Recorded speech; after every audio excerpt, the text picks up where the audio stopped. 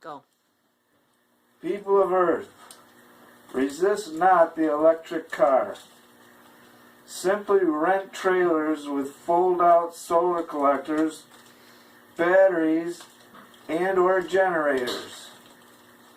These towed dynamos could be used for construction, for power outages, or for emergencies. They could bring temporary power to the boonies or beyond. But their primary use would be to extend the range of the electric car for special trips.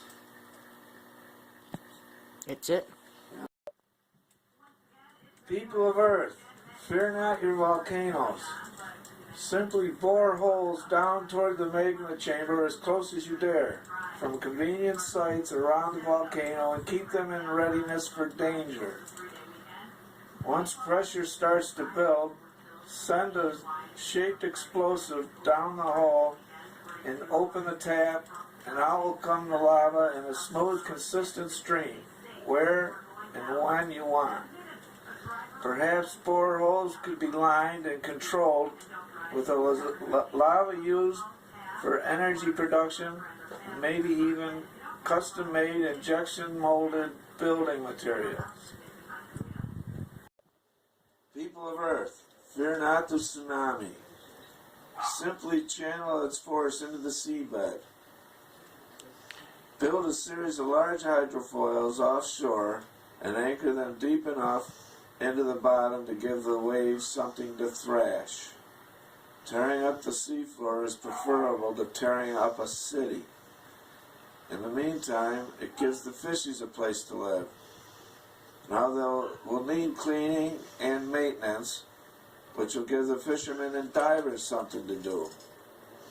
Your engineers will need to decide how and where to build them and how to attach them to the local seabed. This will give them something to do. So engineers, get to your wave tanks. Start today. Sleep better tonight. People of Earth, fear not the tornado. Your radar can spot the signature of a twister right from the start. I call it a swirly.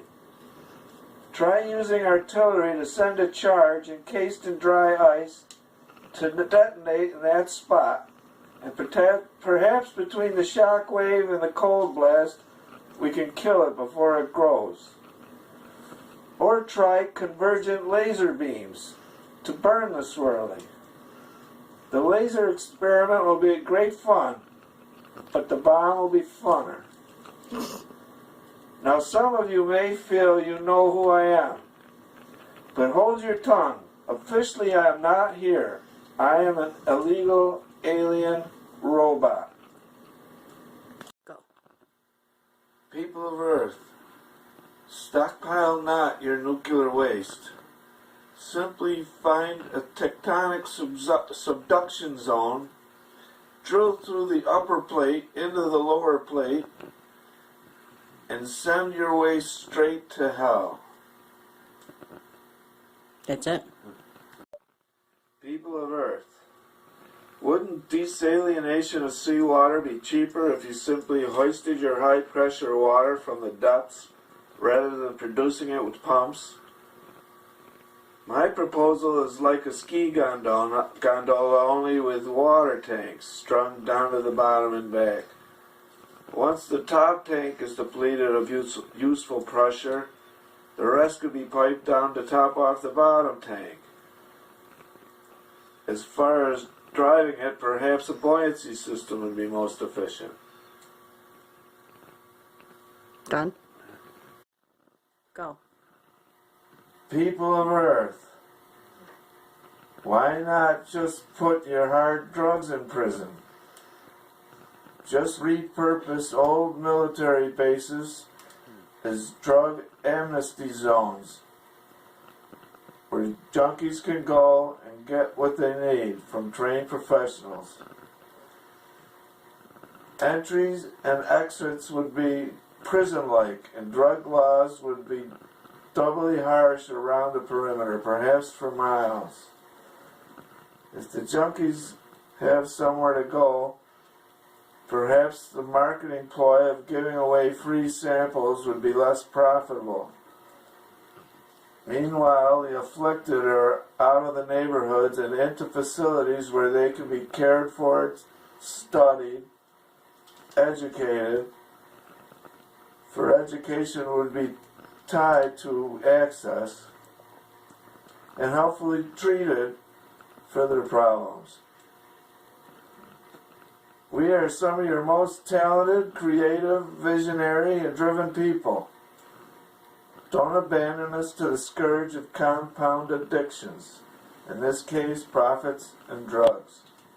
People of Earth, capitalism is an inherently unsteady system. As well as rewarding creativity and diligence, the unscrupulous and conniving also thrive. Both capital and scum tend to rise to the top until everything periodically topples over.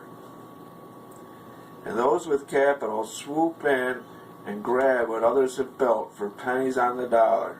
Society be damned. Capitalism seemed to work when it competed against communism for hearts and minds. For example, is the Marshall Plan, a huge government boondoggle that rebuilt Europe, its economy, including its single-payer health care system.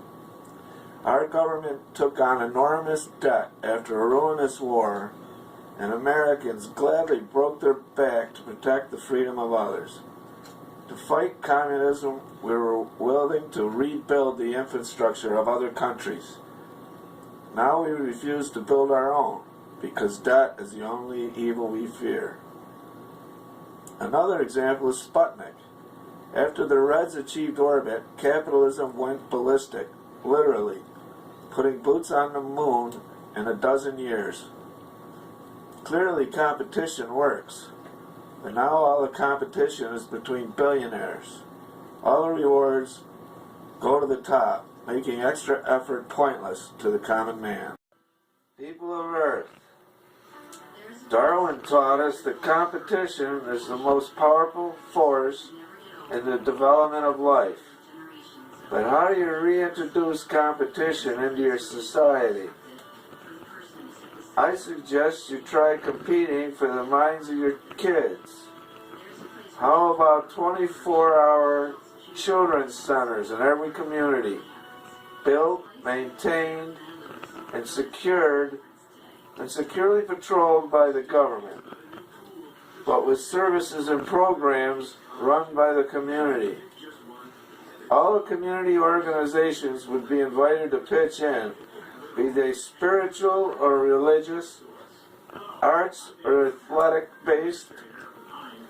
Every organization or individual in town with interest in the future would be invited to register down the block and enter the competition for the attention and affection of the young. This would seem to be a parental responsibility, but the parents' first responsibility is maintaining employment. As a result, children are often left unsupervised. And so a neighborhood sanctuary where children could go and learn whatever they want from whoever seems interesting seems unnatural. Keeping children occupied with positive community interaction would seem to solve a lot of your troubles. People of Earth, perhaps to clear minefields you could use a piece of equipment that tosses large rocks, then pulls forward, gathers them up, and tosses them once again. Once all the minefields are gone, this would make an excellent demolition tool. You could sell tickets to the show. People of Earth, in this experiment you call creation, God gave you the gift of religion to help you cope with the uncertainties of life. As people grouped together, they sat around the fire looking at the sky, pondering the day and thinking, what gives? Since nobody knew anything, any one answer was as good as another, and every different group puzzled things out in their own way. Every now and then, God would give a group a miracle, something to rally around, and lo and behold, a religion was born. This adaptation helped societies coalesce and gave individuals something to lean on in bad times. A crutch, essentially. And when you need a crutch, thank God it's there. For most of us, religion has been put in storage just in case. For the strong, this crutch seems most useful as a cudgel with which to grab power. And I believe that is part of the experiment. Before humanity can meet the rest of creation, it has to behave itself. How can you believe God created everything, but He only made one good religion? They're all basically the same when you take into account translation and recording errors. Humans are thick-headed and hard to get through to. So anyway, if you want to meet the neighbors, first you must get past the hatred.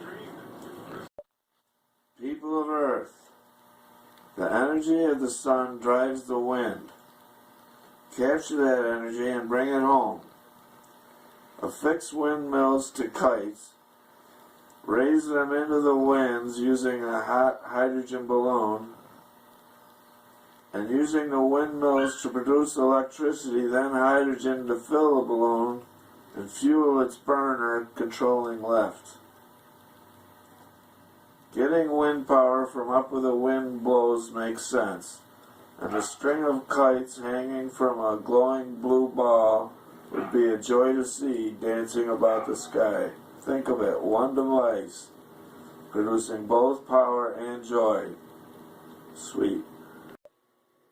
People of Earth, the neoconservatives are idiots. Their kinder and gentler torture didn't work out. But despite their folly, they built a magnificent military. Now it's time for our veterans to come together and fix America. I propose a new political party, a veterans party. I would like all veterans to submit a list of the most honest, trustworthy people you know, be they from the Pentagon or Leavenworth, veteran or not. To add weight to your opinion, feel free to submit your list as a group. Now, trouble is, the people we want for this job will not want it. Being in the spotlight is a pain in the ass. But the rights to your future are being sold, and only honest and concerted effort will stop it.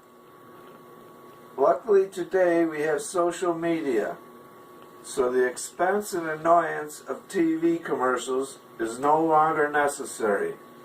I believe marketing is what drove politics crazy. It certainly made it expensive.